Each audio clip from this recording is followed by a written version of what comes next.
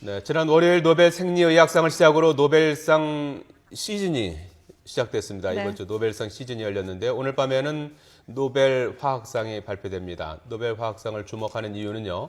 아직 우리나라에서는 과학 분야 노벨상 수상자를 배출하지 못해서 이웃 나라인 일본, 중국을 부러워했는데요.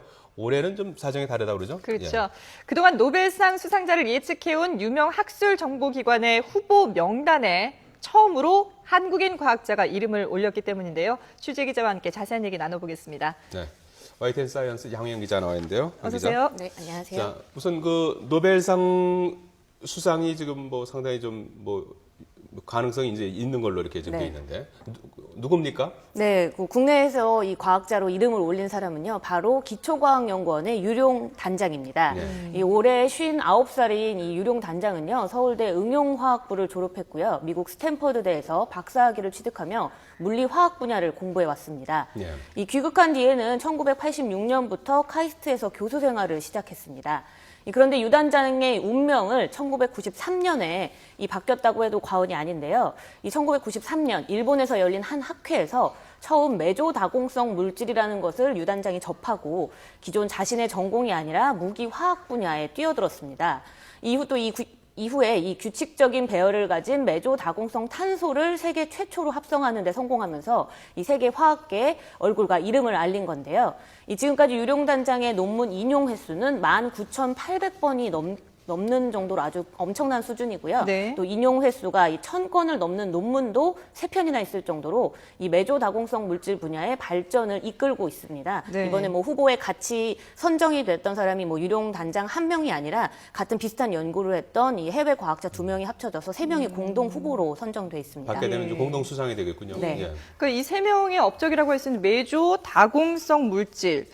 사실 생소하고 좀 어렵거든요. 이게 네, 어떤 그렇죠. 건가요? 네, 이 그 메조다공성 물질 같은 경우에는요, 화학 산업에서 촉매로 쓰이는데요. 대부분 촉매로 쓰이는데 사실 이런 하얀 가루들을 촉매로 쓰이는데 우리 눈으로 보기에는 사실 평범해 보이는 가루지만 네. 전자 현미경으로 보면요, 아주 미세한 작은 구멍들이 있습니다. 이것이 핵심인데요.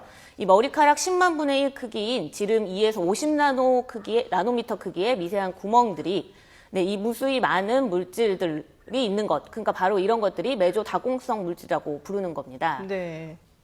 그렇군요. 자, 예. 네.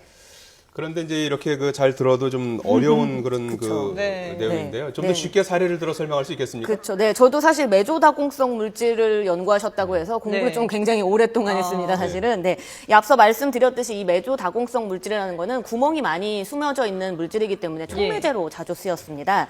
그중 하나로 석유 화학 공정, 그러니까 우리가 원유에다가 그 원유를 그러니까 정류를 하고 나면요, 화면에 벙커시유가 나오고 있군요. 네, 이게 이제 메조다공성 물질이라는 예. 겁니다. 예. 네. 근데 이제 이 정제 과정에서 사실 벙커시유가 가장 많이 나오잖아요. 근데 이제 벙커시유가 거의 대부분 뭐 휘발유나 경유로 사용되지 못하고 버려지는 경우가 많은데요. 네. 그럼 그 벙커시유에다가 이 제로라이트라는 이 다공성 물질을 집어넣으면 예. 사실은 원래 거기서 더 휘발유와 경유를 더 많이 뽑아낼 수 있습니다. 근데 이제 이 자연계에도 제올라이트가 존재는 하지만 이 미세 구멍이 너무 작기 때문에 사실 촉매로서의 역할을 잘 못하는데 이번에 이 공동 수상자로 연결이 돼 있는 세 분의 과학자들이 이 메조다공성 물질의 기능을 갖고 있는 제올라이트를 이제 개발을 한 겁니다. 네. 그렇게 되면 사실 좀 더 원하는 효율의 촉매 역할을 만들어낼 수 있는 거거든요. 특히 이 유룡 단장 같은 경우에는 2009년과 2011년 두 번에 이어서 이 크고 작은 구멍이 섞여 있는 벌집 모양 크기의 제올라이트를 만들어가지고 촉매 효율을 굉장히 높였습니다. 그래서 기존에 있는 뭐보다 뭐 촉매 효율이 뭐 거의 굉장히 많이 뛰어나게 올라가는 예. 수준인데요. 실제로 상용화까지도 물론 가능은 하지만 지금은 이제 그 메조다공성 물질의 제올라이트를 만드는 데까지 들어가는 재료비가 좀 너무 많이 들기 때문에 아직은 상용화로 100% 이어지고 있지는 않지만 기술은 이미 우리가 그 유룡 단장이 만들어낸 기술이 세계 최초로 사용이 되고 있고 그게 이제 통용이 될 수 있는 수준인 겁니다. 그렇군요.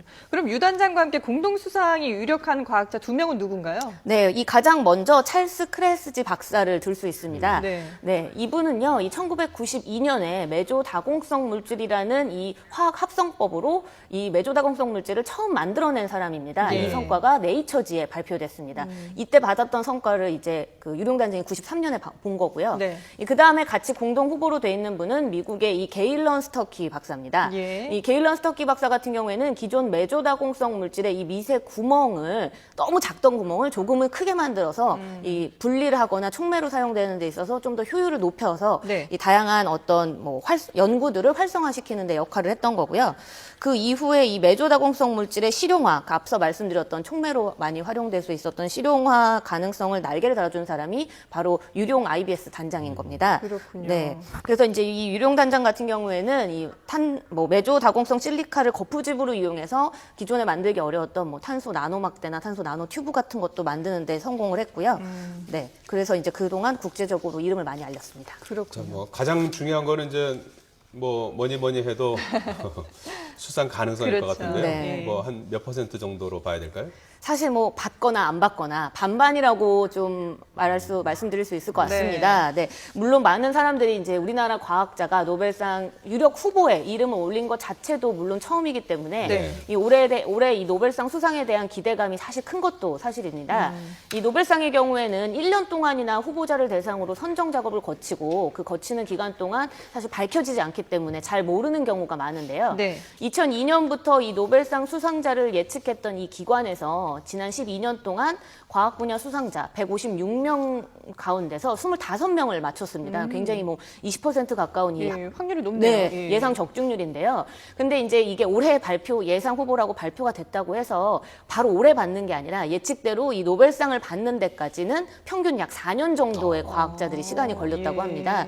그러니까 사실 뭐 올해 우리가 받지 못하더라도 네. 가능성은 충분히 열려 있는 건데요. 이 유룡 단장을 저희 이 YTN 취재진이 선정이 된 이후에 만나 뵀는데 네. 인터뷰에서 유 단장이 이 메조다공성 물질 분야에서 자신이 이제 기여한 역할 정도는 굉장히 이제 세계적으로 많이 이름을 알렸기 때문에 충분한 어떤 가치는 있다라고 스스로 자평을 좀 했고요. 네. 그러면서 이 메조다공성 물질의 만약 연구 성과가 노벨 화학상을 받게 된다면 수많은 화학 분야들 중에서 자신이 이 공동 수상자가 되는 것 자체는 사실 그렇게 놀라운 일이라고 말할 수는 없다 이렇게 얘기를 했습니다.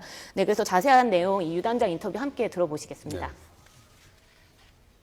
된다면 그냥 뭐 담담할 것 같아요. 그 노벨상이라는 거는 하도 그 여러 분야에 있는 사람들을 줄 수 있는 거기 때문에 그 중에 뽑아서 줄 수 있는 거기 때문에 우리 분야가 뽑힌다는 거는 상당히 기적 같은 일이고 놀라운 일이죠. 예.